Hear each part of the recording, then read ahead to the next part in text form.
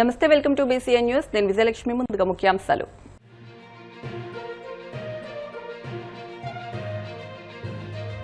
జై కార్యకర్త నినాదంతో ముగిసిన టీడీపీ మహానాడు. పార్టీల్లో మహిళలకు 33% రిజర్వేషన్లు కల్పిస్తామని సీఎం చంద్రబాబు చారిత్రాత్మక ప్రకటన.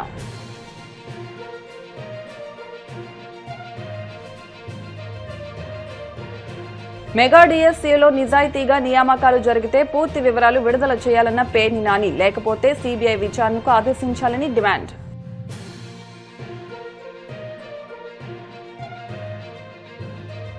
ఆక్వా రైతులను తక్షణమే ఆదుకోవాలని డిమాండ్ చేస్తూ ఉండిలో వైసీపీ నాయకుల నిరసన. కూటమి ప్రభుత్వం ఆక్వా రైతులను గాలికొదిలేసిందని ఫైర్.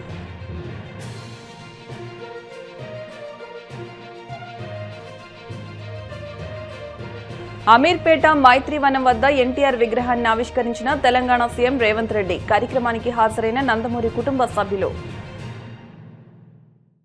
జై కార్యకర్త, జై జై కార్యకర్త అంటూ తెలుగుదేశం పార్టీ శ్రేణుల్లో నూతనోత్సాహం నింపుతూ భవిష్యత్ రాజకీయాలకు, ప్రభుత్వ పాలనకు స్పష్టమైన దిశానిర్దేశం చేస్తూ ముఖ్యమంత్రి, టీడీపీ జాతీయ అధ్యక్షుడు చంద్రబాబు నాయుడు మహానాడు ముగింపు వేదికపై నుండి ఉద్విగ్న ప్రసంగం చేశారు. 2 రోజుల పాటు డిజిటల్ వేదిక అత్యంత వైభవంగా జరిగిన ఈ మహానాడులో కార్యకర్త అధినేత అనే స్ఫూర్తిని ప్రతిబింబిస్తూ 2029 ఎన్నికలే లక్ష్యంగా ఇప్పటి నుంచే సిద్దం కావాలని ఆయన పార్టీ శ్రేణులకు పిలుపునిచ్చారు. లోకేష్ ప్రతిపాదనను ఆమోదిస్తూ పార్టీలో మహిళలకు 33% రిజర్వేషన్లు కల్పిస్తామని చంద్రబాబు చారిత్రాత్మక ప్రకటన చేశారు. నిన్న ఈ రోజు మీరు చూస్తే ఒక చరిత్ర. 16,75,000 మంది వర్చువల్ కాన్ఫరెన్స్కి ఒక్కరోజు వచ్చారంటే ఇది వినూత్నం, ఇది కొత్త అనుభవం. వర్చువల్ మహానాడు అదరగొట్టింది. Wonderful experience. నా జీవితంలో చాలా మహానాడు చూశాను, కానీ ఈ మహానాడు మాత్రం ఒక చరిత్ర సృష్టించింది. భారతదేశంలోనే కాదు, ప్రపంచంలోనే రాజకీయ పార్టీలు ఏ విధంగా వర్చువల్ కాన్ఫరెన్స్ కానీ హైబ్రిడ్ కాన్ఫరెన్స్ పెట్టే విధంగా ముందుకు పోయే పరిస్థితి వస్తుంది. ఇది ఒక పెద్ద ప్రయోగం. 1 కాదు, 2 కాదు, 1875 క్లస్టర్లు. టెక్నాలజీ ఉంది, కానీ ప్రయోగం ఇంతవరకు జరగలేదు. దగ్గర 18 విదేశాల నుంచి 12 కంట్రీస్ అంతా కూడా ఈరోజు ఆన్లైన్లోకి వచ్చారంటే ఇది ఒక రికార్డ్ అని చెప్పి కూడా నేను మీకు తెలియజేస్తున్నా. రికార్డు సృష్టించడం, రికార్డు తిరిగి రాయడం, రికార్డు బద్దలు కొట్టడం ఒక్క తెలుగుదేశం పార్టీకే సాధ్యం. అదే సమయంలో ఒక ట్రెండ్ సెట్టర్ కూడా. ఏదైనా ఎవరైనా చేయాలంటే దాన్ని ఒక ట్రెండ్ సెట్ చేసే బాధ్యత కూడా మంది. ఆ విధంగా మనం ముందుకు పోతున్నాం. ఫస్ట్ టైం నిన్న ఈరోజు నేను ఏమీ మాట్లాడలేదు మధ్యలో. నేను ప్రతి ఒక్క మహానాడులో ప్రతి ఒక్క తీర్మానం పైన నేను అప్పుడప్పుడు ఎప్పుడు ఇంటర్వ్యూ అయ్యేవాడిని. నా జీవితంలో ఫస్ట్ మహానాడు ఈరోజు ఉదయం మాత్రం ఎన్టీ రామారావు గారికి, మన నాయకుడికి భారతరత్న ఇవ్వాలని చెప్పాను తప్ప, తీర్మానం పాస్ చేశాను తప్ప, ఇక్కడవన్నీ మీరే చూశారు. ఒక్కొక్కరు అదరగొట్టారు, విరగదీశారు. మామూలుగా కాదు. ఇప్పుడే రామ్మోహన్ నాయుడు దగ్గర నుంచి పక్కన అనిత గారు లాస్ట్లో మాట్లాడిన వ్యక్తుల దగ్గర నుంచి బాగా మాట్లాడడం కాదు, క్షుణ్ణంగా లోతుగా చర్చించారు. ప్రతి ఒక్క తీర్మానం పైన 23 నెలల పాలన విశ్లేషించారు. సమర్థవంతంగా ప్రజెంట్ చేశారు. అందరికీ అర్థమయ్యే విధంగా పార్టీ ఏం సాధించాం, భవిష్యత్తులో ఏం చేయాలని చెప్పారు. ఈ మహానాడు ద్వారా మనందరం ఒకే సందేశం, కార్యకర్తే అధినేత అనేది ఈ మహానాడులో అడుగడుగునా కనపడుస్తుంది. మామూలు కార్యకర్తల్ని ఈ వేదిక పైన మాట్లాడించడం కాదు, ఆ కార్యకర్త సమస్యని ఏ విధంగా పరిష్కారం చేశామో అవన్నీ ఉదాహరణతో సహా ఇక్కడ పెట్టే పరిస్థితికి వచ్చారు. సామాన్య కార్యకర్తల ప్రసంగాలు, అదే ఈ పార్టీ వాళ్ళకి ఇచ్చే గౌరవం. మొన్నటి వరకు చూశారు, రామ్మోహన్ నాయుడు గారు తండ్రి ఎంపీగా ఉంటే, ఆ రోజు పార్లమెంటరీ పార్టీ లీడర్గా ఉంటే, ఆయన అకాల మరణంతో ఆ రోజు నేను ఒక్కసారి ఆలోచిస్తే రామ్మోహన్ నాయుడు గారిని ఒకటే చెప్పాను, నువ్వేం అధైర్యపడద్దు, కుటుంబ పెద్దగా తెలుగుదేశం పార్టీ కుటుంబ పెద్దగా బాధ్యత తీసుకుంటామని చెప్తే వండర్ఫుల్ ఎక్స్పీరియన్స్. బాగా చదువుకున్నాడు, రాజకీయాలు కూడా బాగా చేస్తున్నాడు. మూడోసారి ముచ్చటగా ఎంపీ అయ్యాడు, మళ్ళీ నాలుగోసారి కూడా అవుతాడు. అందుకే ఆయన చేసిన కార్యక్రమాలు చూసిన తర్వాత నేను కేంద్రంలో మంత్రులు ఇస్తామంటే మొట్టమొదటిసారిగా మళ్ళీ క్యాబినెట్ మినిస్టర్గా రామ్మోహన్ నాయుడు చేశామంటే అతి చిన్న వయసులో ఈరోజు సెంట్రల్ క్యాబినెట్లో ఉన్నాడు. అది ఆయన అనుభవం. ఇప్పుడే అనిత గారు చెప్పారు, ఆ రోజు ఒక టీచరు, ఈరోజు ఒక హోమ్ మినిస్టర్. ప్రాక్టీస్ చాలా స్పష్టంగా ప్రాక్టీస్ చేసింది, కష్టపడింది, పార్టీ ఆదరించాం, అంచెలంచెలుగా ఎదిగి ఈరోజు హోమ్ మినిస్టర్ అయ్యే పరిస్థితికి వచ్చారు. ఈరోజు నేను ఒకటే మీ అందరికీ చెప్తున్నాను, కార్యకర్తే అధినేత. రాష్ట్రంలో కూటమి ప్రభుత్వం నిర్వహించిన మెగా డిఎస్సి మెగా స్కామ్ గా మారిందని, నిరుద్యోగులను దగా చేశారని మాజీ మంత్రి పేర్ని నాని మండిపడ్డారు. గురువుల నియామకాల వంటి కీలక ప్రక్రియలో పారదర్శకత పూర్తిగా మాయమైందని, స్పోర్ట్స్ కోటా పేరుతో భారీ అవకతవకలు జరిగాయని, ఇది అతిపెద్ద కుంభకోణమని ఆరోపించారు.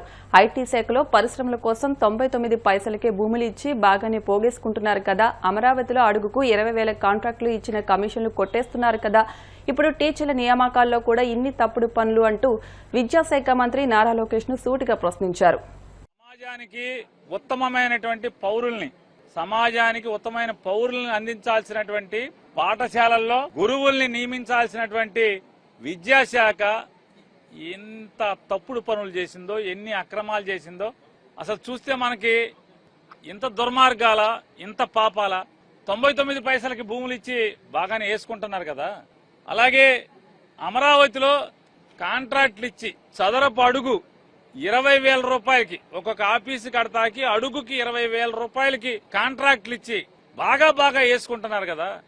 వీటిల్లో కూడా వేసుకోకపోతే ఏం కర్మరా అని చెప్పానంటే, సమాజాన్ని తీర్చిదిద్దేటువంటి స్కూళ్లలో, ప్రభుత్వ స్కూళ్లలో పనిచేసేటువంటి, చదువు చెప్పేటువంటి గురువుల నియామకంలో కూడా ఈ తప్పుడు పనులు చేయటం. ఇక ఎవడేమనుకుంటాడు అనేది సిగ్గొదిలేశారు. కనీసం పాపభీతి, అరే సమాజానికి నష్టం చేస్తున్నామే.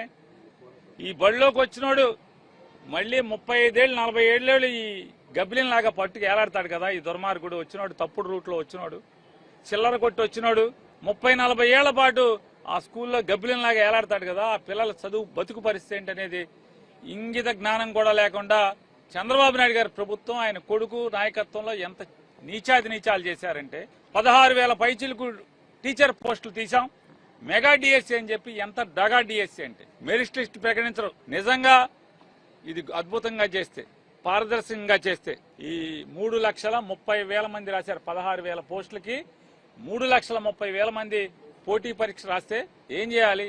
మెరిట్ లిస్ట్ ఇవ్వాలా అక్కర్లేదా? ఎవరికి ఎన్ని మార్కులు వచ్చినాయి, 1వ ర్యాంక్ ఎవరికి, 3,30,000 ర్యాంక్ ఎవరికో ఇవ్వాల్సిన పని ఉందా లేదా? ఎవరంట మెరిట్ లిస్ట్ ఎవరంట, బయటికి ఎవరికి ఎన్ని మార్కులు చెప్పరంట. ఫోన్కు మాత్రం మెసేజ్ వస్తుందంట, యు ఆర్ సెలెక్టెడ్, నువ్వు ఎంపిక చేయబడ్డావు అంటే. ఎంతకు ఎంపిక చేయబడితే అంతకి మెసేజ్ పంపిస్తారు, మరి అన్నో ర్యాంక్ ఇస్తారు. ఎవడెంత కొడితే అంత ర్యాంక్ ఇస్తారా? సిగ్గు లేకుండా ఇంకా మాట్లాడతారు. ఏమనంటే విద్యాశాఖ నుంచి ఒక ప్రకటన ఇస్తారు, సిగ్గు శరం లేకుండా. అన్నమైనా తినేదని అడుగుతున్నాను. ఆ ప్రకటన ఇచ్చేవాళ్ళు కేసు పెడతారంట. డిఎస్సీ మీద ఎవడన్నా మాట్లాడితే బొక్కలు వేస్తాం. తప్పుడు పనులు చేయటం, మిమ్మల్ని ప్రశ్నిస్తే జైలు వేస్తారా? 16,000 చిల్లర పోస్టుల్లో ఎంత దుర్మార్గం అంటే, 2012వ సంవత్సరంలో ఆంధ్రప్రదేశ్ రాష్ట్రంలోని ప్రతి ప్రభుత్వ సంస్థల్లో నియామకాలు చేసేప్పుడు స్పోర్ట్స్ కోటా కింద, అంటే క్రీడాకారుల్ని ప్రోత్సహించే ఉద్దేశంతో, క్రీడల్ని పిల్లల దగ్గర నుంచి చదువుకునే విద్యార్థుల దగ్గర నుంచి అందరిలో క్రీడాతత్వాన్ని ప్రోత్సహించేదానికి, నైపుణ్యాలను వెలికి తీసేదానికి 2% క్రీడాకారుల కోటాలో అన్ని ఉద్యోగాల్లో రాత పరీక్షల్లో పాస్ అయిన తర్వాత మాత్రమే ఆ కోటాని ఇవ్వాలి. అది జీవో 2012. నారా చంద్రబాబు నాయుడు గారు పుట్టినరోజు ఒకరోజు ముందు 19వ తారీఖున 2024లో ఓ జీవో ఇచ్చారు. జీవో నెంబర్ 47, తర్వాత జీవో నెంబర్ 4. ఈ 2 ఇచ్చారు. అటు ఏంటి అంటే 1% పెంచి 3% స్పోర్ట్స్ కోటా అంట. పడిపోతారు విలేకరులు, ఇక్కడ నా ముందున్న విలేకరులు కూడా పడిపోతారు. టెట్ గాని డిఎస్సి గాని పరీక్ష రాయకుండా సరాసరి తీసేసుకుంటారు. పరీక్ష రాయక్కర్లేదంట. 3,30,000 మందిలోంచి కాదు తీసేది, దొడ్డిదారుల నుంచి వెనకో తలుపు తీస్తారు. తలుపు తీసి దాంట్లోంచి దొంగ సర్టిఫికెటా, అది మంచి సర్టిఫికెటా, నిజమైన ఈ ఆటగాడా అనేది లేదు. 29 ఆటలుంటే ఆ 29 ఆటలని 67 ఆటలుగానే ఎంతో మార్చారు. 67 ఆటలుగా ఆ జీవో నెంబర్ 4. 67 ఆటలు ఏంటయ్యా అంటే ఆశ్చర్యపోతారు మీరు. మనం చిన్నప్పుడు రింగ్ ఆడుకునేవాళ్ళం, టెన్నికాయిట్, అది పర్లా సందుల్లో గొంతుల్లో బ్యాట్ ఉచ్చుకుని రబ్బర్ బాల్ తో క్రికెట్ ఆడతారు. రబ్బర్ బాల్ క్రికెట్ కూడా ఉద్యోగం తీసేయడానికి స్పోర్ట్స్ కోటా. ఆక్వా రంగంలో సిండికేట్ దోపిడీని అరికట్టాలని, నష్టపోతున్న ఆక్వా రైతులను తక్షణమే ఆదుకోవాలని డిమాండ్ చేస్తూ పశ్చిమ గోదావరి జిల్లా ఉండిలో వైసీపీ ఆధ్వర్యంలో భారీ నిరసన కార్యక్రమం జరిగింది. వైసీపీ జిల్లా అధ్యక్షుడు ముదునూరి ప్రసాదరాజు, ఎమ్మెల్సీ కౌరు శ్రీనివాస్, మాజీ ఎమ్మెల్యే పుప్పాల వాసుబాబు నేతృత్వంలో పార్టీ శ్రేణులు ప్లకార్డులతో రోడ్డుపైకి వచ్చి ప్రభుత్వానికి వ్యతిరేకంగా నినాదాలు చేశారు. ప్రభుత్వం వెంటనే మద్దతు ధర ప్రకటించాలని, ఆక్వా రైతులకు యూనిట్ ₹1.50 విద్యుత్ సబ్సిడీని తక్షణమే అమలు చేయాలనో, విపరీతంగా పెరిగిన ఆక్వా ఫీడ్ సీడ్ ధరలను తగ్గించాలని డిమాండ్ చేశారు. కూటమి ప్రభుత్వం ఆక్వా రైతులను పూర్తిగా గాలికొదిలేస్తుందని మండిపడ్డారు. ప్రభుత్వం వెంటనే స్పందించి సమస్యలు పరిష్కరించకపోతే ఆందోళనను మరింత ఉధృతం చేస్తామని హెచ్చరించారు.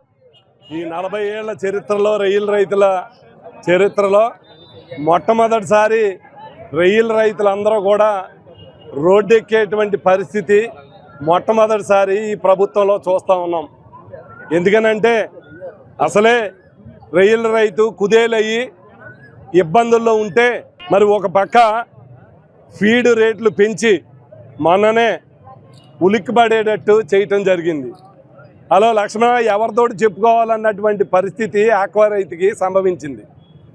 ఈరోజు మొన్నటిదాకా ₹2.270 ఉన్నటువంటి 100 కౌంట్ ధర ఒకేసారిగా వారం రోజుల్లో ₹50 తగ్గించడం వల్ల ఎవరైతే ఫీడ్ యాజమాన్యాలు ఉన్నారో వారే ఆక్వా ఎక్స్పోర్టర్లుగా ఉండటం వల్ల ఒక పక్క ఫీడ్ రేట్లు పెంచనివ్వకపోతే, ఒక పక్క రొయ్యల రేట్లు తగ్గించి రైతులను ఇబ్బంది పడేటువంటి పరిస్థితి ఏర్పడింది.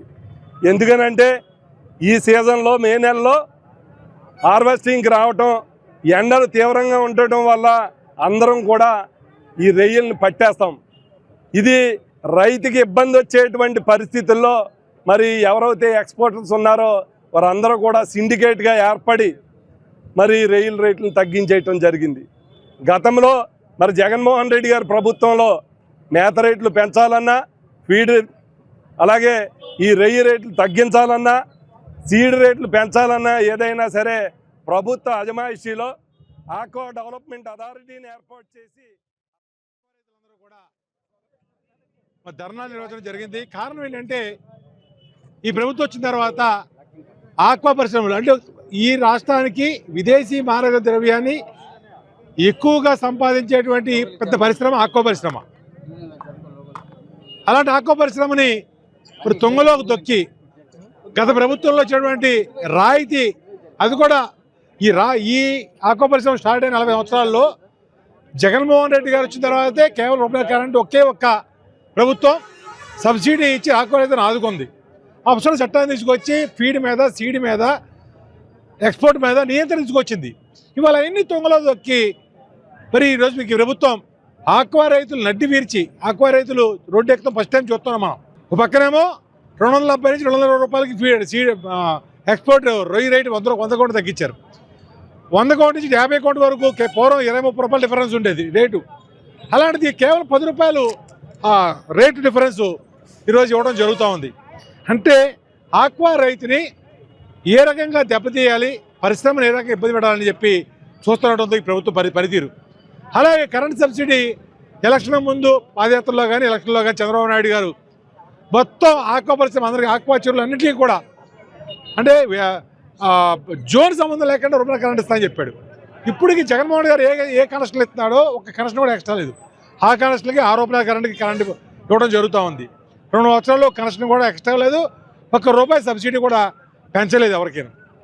ఈ రకంగా చూసుకుంటా ఉంటే ఒకరేమో ఫీడ్ రేటు ₹3 పెంచారు మొన్న పక్కన.